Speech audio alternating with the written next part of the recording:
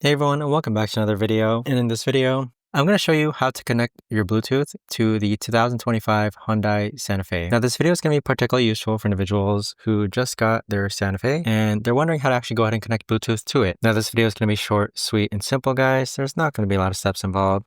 Now, in order to do this, what we're first going to do is click on Setup. So Setup is located right over here. So click on that. And then next, what we're going to do is that we're going to click on Device Connections, which is right over here. And then once you click on Device Connections, you're just going to click on Add New. Turn Bluetooth on in remote. And then this is where you simply just need to turn on the Bluetooth on your device. And then you need to find the name that says right here. So for my example, it says Hyundai Santa Fe.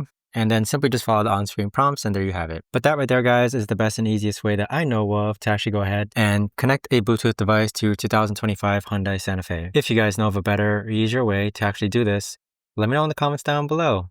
I would love to know. Thanks so much for watching, everyone, and I'll see you guys all in the next video.